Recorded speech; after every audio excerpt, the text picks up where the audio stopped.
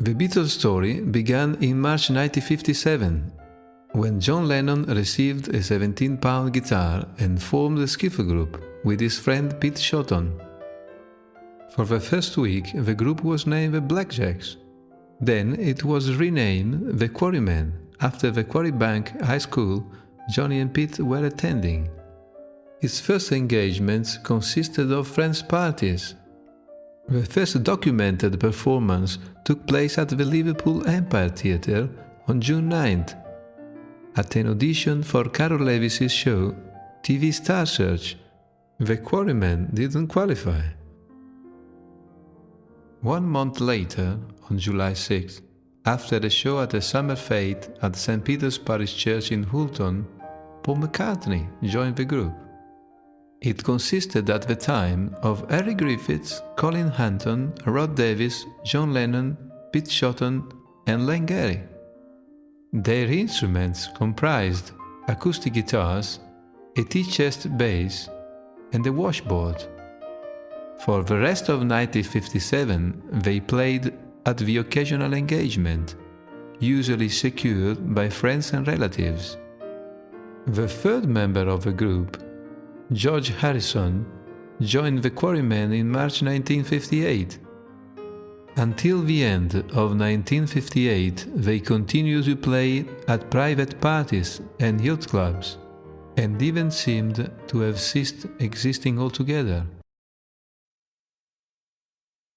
In August 1959, however, they were invited to play at the Casbah Coffee Club, owned by Mona Best, Pete Best's mother. They performed there every Saturday night, from August 29 to October 10th. Their repertoire included most of the rock and roll classics, plus a few songs of their own, such as Love Me Do, The One After 909, When I'm 64, and I'll Follow the Sun. In 1960, many events resulted in a great improvement, both in their careers and in their musical skills. In January, Stuart Sutcliffe, one of John's best friends from art college, joined the group. It was at his suggestion that their name was changed from Quarrymen, or Johnny and the Moondogs, as renamed at the end of 1959, to Beatles, a play on their favorite group Buddy Holly's Crickets, and later on to Silver Beatles with 2 E's. The man responsible for the onset of an embryonic Liverpudlian Beatlemania was Alan Williams, who became the group's first booking agent and got them their first tour, back in Johnny Gentle in Scotland from May 20th to 28th. In summer 1960, the Silver Beatles, renamed Silver Beatles with EA, in July, and in August simply Beatles, had the chance of playing 2 or 3 times a week at different venues, usually in clubs, bars and ballrooms. On August 12th, the Beatles finally found a permanent drummer, Pete Best, who was to be part of the group for exactly 2 years, until August 18th, 1962. On August 16th, 1960, the group reached Hamburg for their first German contract. They played from August 17th to November 30th at the Indra Club and at the Kaiserkeller. It was on this occasion that Stewart met Astrid Kirchner, left the group and decided to remain in Germany. 500 hours on stage in Germany had forced their powerful style, and their first show back in Liverpool at the Casbah created unprecedented frenzy among the teenagers. The first glimpses of Beatlemania were seen. In 1961, their fame in Liverpool was consolidated with bookings nearly every night. Sometimes they even played different venues on the same day. By now, the Beatles were professional musicians. On February 21st at lunchtime, they made their debut at the Cavern Club. From February 21st, 1961 to August 3rd, 1963, the Beatles played a total of 274 gigs at the Cavern Club. It was there that they honed their talent and formed that unique and incredible rapport with the audience, with hundreds squeezed into the subterranean hothouse, with girls screaming and idolizing them. And it was there that Brian Epstein saw them for the first time on November 9, 1961. Other than the daily engagements at the Cavern Club and many other venues in Liverpool and surroundings, the Beatles continue their Hamburg visits. In 1961, they played there at the Top 10 Club from March 27th to July 2nd. In 1962, their first visit began on April 13th, just 3 days after Stuart Sutcliffe's death from brain hemorrhage, and ended on May 31st. For 2 of the 7 weeks, the Beatles shared the bill with Little Richard, and later with Jim Vincent, 2 very important experiences for the boys. A brief return to Hamburg took the group to the Star Club from November 1st to 14th, while the 5th and final trip to Hamburg took place between December 18th and 31st. Their Hamburg experience totaled about 800 hours on stage and had an unquestionable importance for their entire career.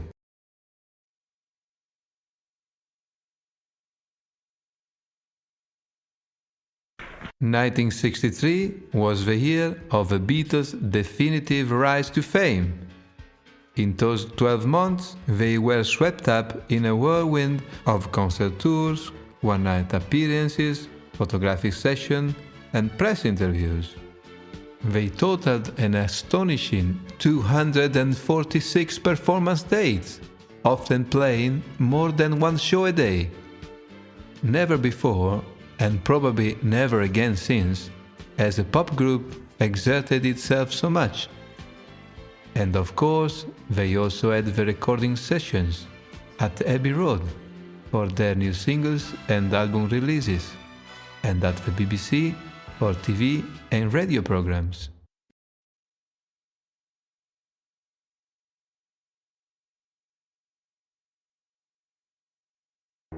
The Beatles' 1963 touring activity started straight away on January 2nd with 1 week visit to Scotland.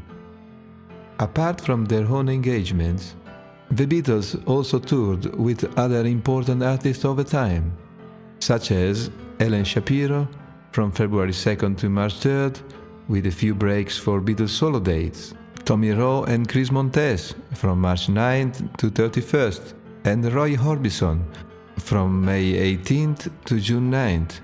On all of these tours, the Beatles were supposed to play second fiddle, but it soon became clear they were really the main attraction.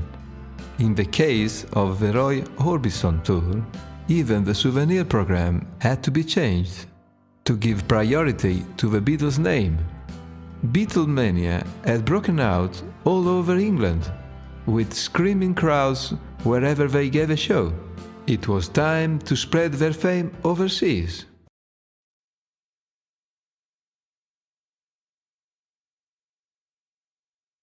The Beatles' first real overseas tour took place from October 25th to 29th, 1963. They played shows in various Swedish towns, even 3 performances in 1 day in Gothenburg, and played 2 shows for the Swedish radio and television. Judging by the press and public reaction, Sweden succumbed to Beatlemania as well.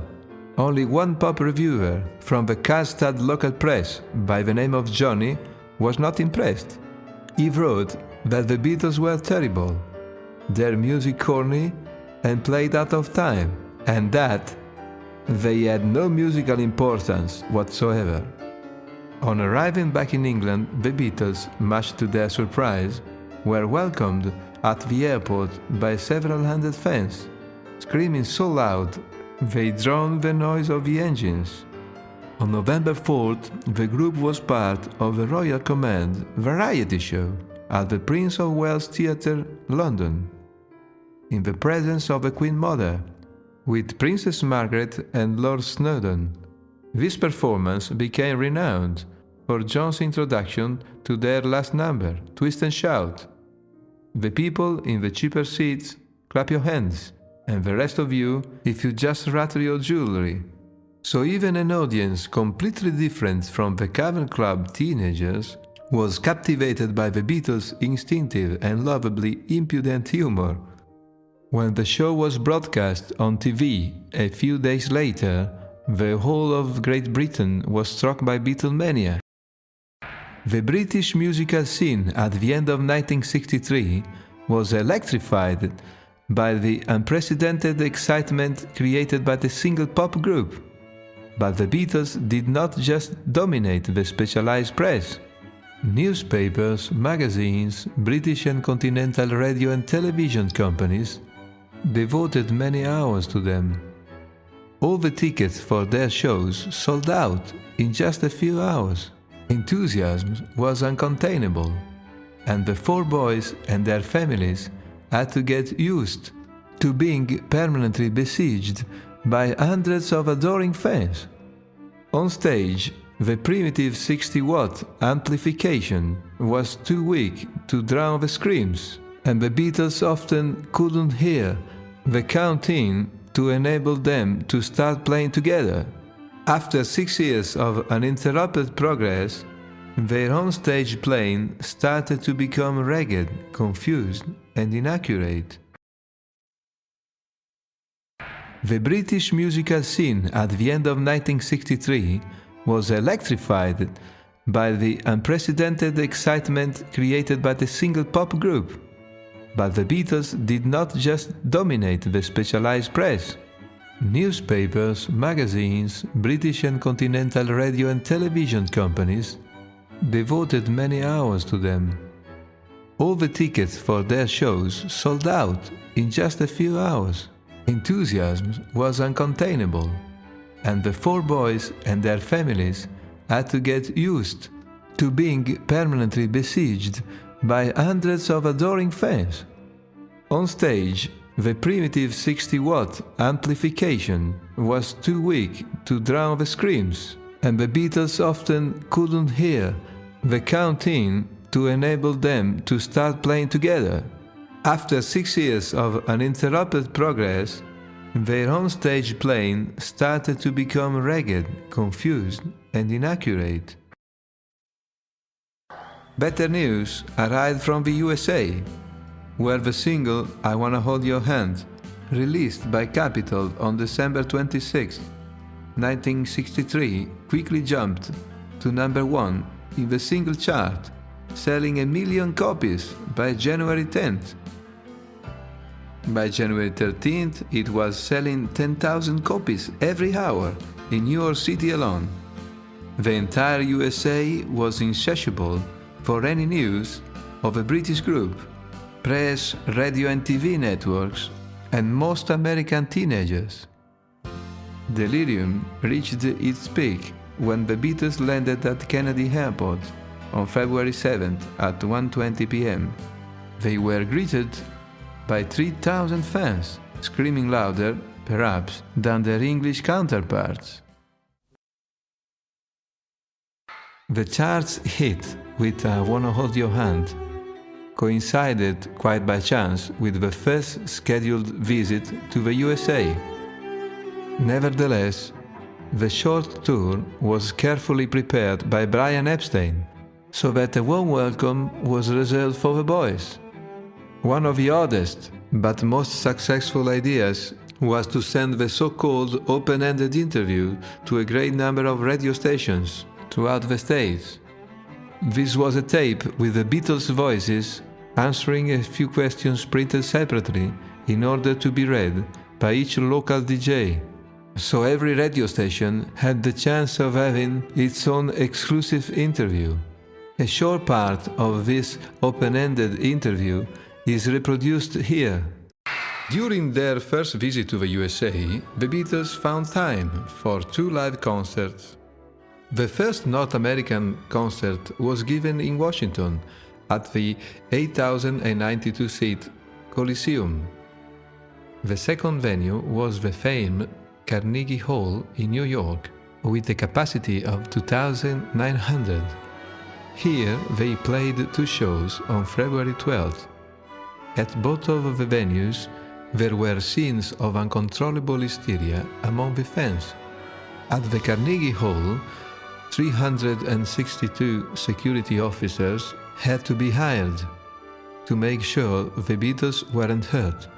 1 security officer for every 8 fans. Back home, Brian Epstein was inundated with offers for the Beatles from all over the world. Soon after completing their first movie, A Hard Day's Night, the group left England for a world tour, starting in Denmark and Holland, and then heading to Australia and New Zealand via Hong Kong. On June 3rd, when they were about to fly to Copenhagen, Ringo was taken to hospital with severe tonsillitis. He was replaced by Jimmy Nicol for the first part of the trip, and all the European concerts were played with that lineup. The next track is an example of what could be heard of their music, taped from within the audience during the evening show at Blokker, Holland.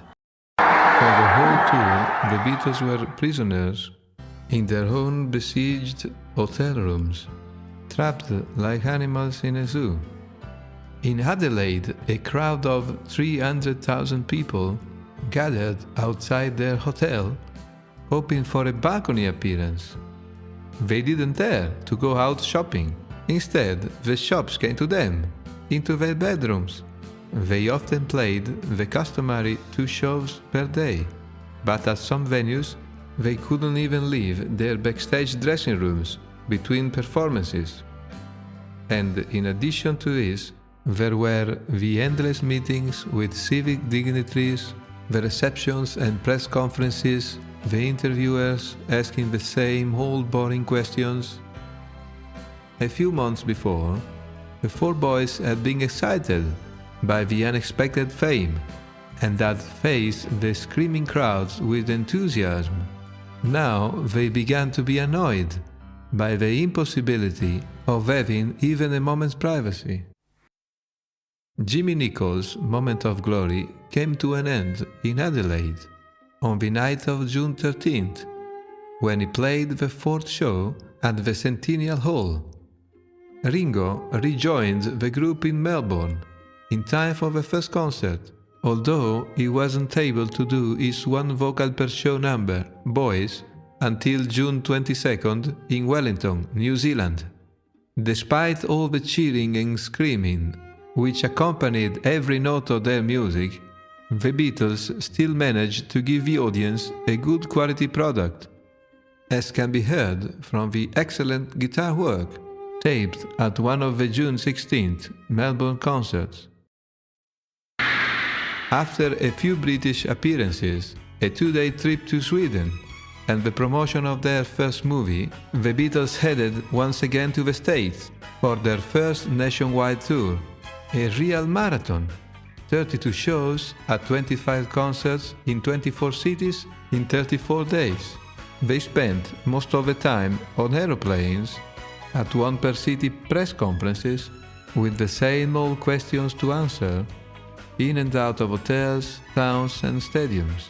The scenes of Beatlemania got steadily worse and actually became dangerous. The boys and their entourage were often terrified by the ways of charging fans, which the security had trouble holding back. They often didn't even know which city they were in and had to play without rehearsing as soon as they reached the venue. After a desperate run through walls of screaming teenagers, clearly the quality of a performance was the last thing they thought of by now, and the consequences could soon be heard, not by the fans of course, but through a tape connected directly to the amplifying equipment. The performance at the Hollywood Bowl was better, thanks to amplification equipment increased to 100 watts. This concert was recorded by Capitol and selected parts were released 13 years later.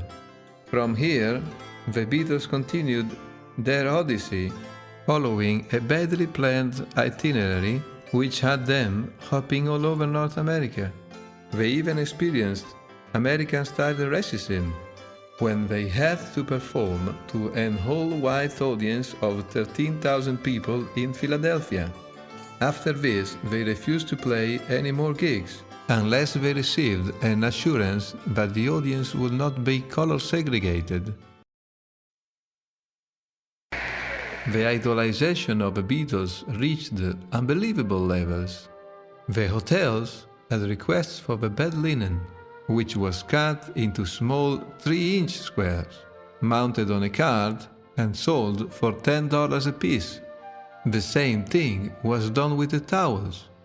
There were also requests for the Beatles' bathwater and for their use shaving foam, and disabled people were wheeled into their backstage dressing room to meet them and receive the healing touch from their hands. The Beatles were totally confused and even alarmed by all these absurdities they had not been prepared to deal with. Then there were the anonymous bomb scares, and one female astrologer even predicted their aeroplane would crash on its way from Philadelphia to Indianapolis with no survivors. Luckily, it did not, and the group landed safely at their destination. The tour ended on September 20th, and the Beatles were finally able to enjoy a couple of weeks' rest before starting a month-long British tour from October 9 to November 10th. In contrast to their American experience, they now found themselves playing in small venues, such as cinemas and theaters, too small to satisfy the ticket demand. Before this tour, they also appeared at the Granville Theatre, London, for a television show, broadcast only in the USA. The end of 1964, like the previous year, was taken up with the Christmas special show, which ran for 20 nights at the Hammersmith Odeon, London, from December 24, 1964 to January 16, 1965. After this, the group filmed their second movie, 8 Times to Hold You, later retitled Help. On April 11th, they appeared at Wembley Stadium for their third consecutive New Musical Express annual Paul Winners All-Star Concert. After the uproarious reception of 1964, during 1965, the Beatles saw the first signs that Beatlemania was waning. Although vast hordes of fans still followed their every move, in Europe at least, there were a lot less people waiting at the airports and besieging their hotels. Their 1965 touring activity started on June 20th at the Paris Sports Palais. Compared to the cold reception in 1964, the French shows went very well. The group gave some good performances, including a few comical attempts at speaking French. The French shows were followed by their first and only visit to Italy, at 3 different venues. The Beatles played a total of 10 shows, none of which was a sellout. The afternoon shows, in particular, totaled no more than 1/3 of the venue capacity, and sometimes less. In fact, the Italian musical scene in 1965 was only just opening up to English and American influence. Most of the pop songs derived from the traditional Italian style, and the most important shows seldom presented foreign groups. When they did, the audience was often not impressed. Of course, the teenagers liked the Beatles, and their singles and albums went to the top of the charts, but the musical scene was not ready for total Beatlemania. It should also be pointed out that the organizer set rather high prices for the Italian shows, and this was definitely one of the main reasons for the lack of audience. But the Italian press still called the Beatles' visit a triumph, and said that their playing and singing was good, their sense of rhythm excellent, and their stage presence admirable. Italian television made the most of opportunities for specials, totally devoted to the group, compared by the most important journalists. The European tour ended on July 3rd, after some dates in France and Spain. On July 15th, the Beatles commenced their 1965 North American tour, before a world record audience of 55,600 at the Shea Stadium, New York. For this show, the organizers had planned an arrival by helicopter. The city authorities vetoed this idea for safety reasons, so the group arrived in a Wells Fargo armored truck. For once, the Beatles were really excited by the impressive spectacle of the crowded Shea Stadium. And though the show took place amid the most incredible hubbub, they concentrated on their music and gave an excellent performance. Even Ringo's number was done well. All the concerts on this tour were played in very large stadiums to satisfy ticket demand. Performances took place in the usual hurried fashion. Arrival in armored cars, a concert barely 30 minutes long, and then a quick getaway to the nearest airport. Their live musicianship fell to its by now customary low level. Nobody could hear a single note anyway, and no one would have noticed if they had suddenly stopped playing in the middle of a song as they once did. But the most depressing fact for the Beatles themselves was that even if the audience had heard their off-key playing and singing, they wouldn't have cared. And the riots at the airports and in the streets outside their hotels were just as frightening as before. When they landed in Houston, Texas at 2 in the morning, 5,000 fans invaded the runway and climbed onto the wings of the aeroplane. The Beatles were trapped inside for 40 minutes. The quality of the Houston shows was no better than usual. The poor performances were often interrupted by the security officers, trying to calm down the crowds a little. The Beatles' performances in the TV studios were much better than their open-air shows. They had time to rehearse and could play in front of much smaller audiences, in relatively quiet surroundings. And of course, they had to be more careful about their playing, because they were not only being watched by millions, their music could actually be heard. The Beatles still enjoyed their work in the TV studios and, as always, preferred to play live, rather than lip-sync their records. Their fourth appearance on The Ed Sullivan Show is a clear demonstration of a difference in musical terms between their studio playing and their open-air live performances. The 2-week trip to the USA earned the Beatles about $1 million, but also strengthened their conviction that this kind of touring had to stop. They managed to get out of several autumn programs, and only a short British tour was agreed upon. That took place between December 3rd and 12th, and was the last ever Homeland tour. After this, the Beatles enjoyed a long rest, profusely spent at the Abbey Road studios. Their next live show was not played until May 1st, 1966, at Wembley Stadium, for the New Musical Express Paul Winner's show. It was the very last live British performance.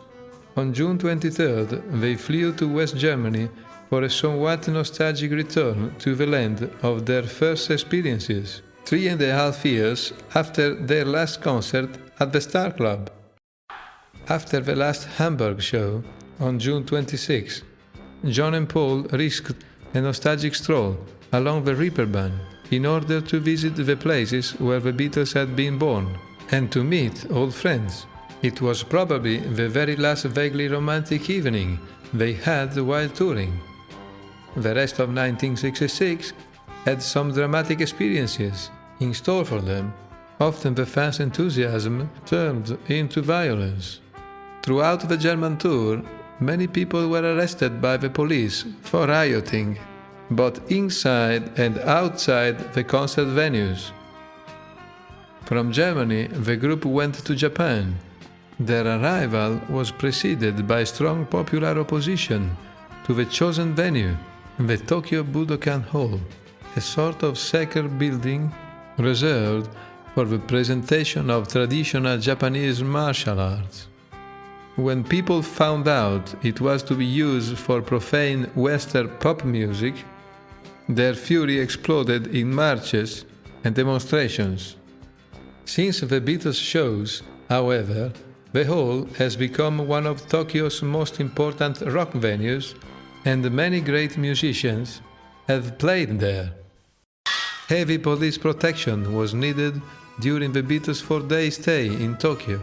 35,000 security men were employed. There were the usual screaming audiences who could not possibly hear the music being played. As John said in 1966, "I reckon we could send out 4 waxwork dummies of ourselves, and that would satisfy the crowds." By now, their concerts had nothing to do with their music.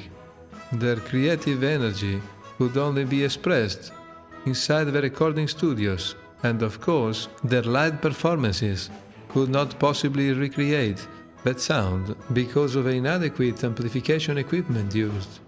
So their indifference reached its peak, and the quality of their live music reached all-time lows. George's rendition of "If I Need Someone" has to be heard, to be believed, played so off-key and sung so out of tune. The worst experience awaited them in the Philippines. The local promoter, Ramon Ramos, had organized a meeting with President Marcos and his family. The group turned it down because it coincided with their first show. The day after, the local press accused the Beatles of snubbing the First Lady and the Marcos family, with very grave consequences. Their fee for the shows was confiscated, and they were not allowed to leave the Philippines until they had paid taxes on concert receipts they had never received. Worst of all, police protection was withdrawn, and the Beatles were left alone to rush to the airport, with a not-so-friendly crowd at their heels. They eventually managed to reach the plane, but some of their entourage, including Brian Epstein, were hurt, some seriously. After this, the Beatles couldn't stand touring anymore, and their last tour to the USA, scheduled for August, didn't start well either. While discussing religion in an interview given on March 4, 1966, John stated that Christianity was in decline, to the point where the Beatles had become more popular than Jesus. Most of the USA and the southern states in particular were outraged. Beatles records and memorabilia were publicly burnt in protest, and there were violent anti-Beatles marches and demonstrations. The situation was so unpleasant that Brian Epstein seriously considered cancelling the tour. Eventually, after countless press statements and explanations, the thing was put into perspective, and the tour began, but under the worst auspices. More than any other time, the tour was a combination of ineptitude, improvisation, and bad experiences. The group played amid continuous riots, including Ku Klux Klan demonstrations. Firecrackers were thrown onto the stage, and they even had to play in heavy rain, at risk of being electrocuted. The Beatles could not see the point of all this, and it is rather depressing to compare their music skills on stage at this time with their whole shows. At this point in their career, the Beatles had lost all interest in touring around. Indeed, their live performances could well have stopped at the end of 1965. The long-awaited end came on August 29, 1966, when they gave their very last performance at Candlestick Park, San Francisco, from 9:27 to 10 p.m. in front of 25,000 people. The show was taped by Tony Barrow at Paul's insistence because he realized it was the end of an era. After 9 years and over 1,400 concerts, the Beatles had given their last live show.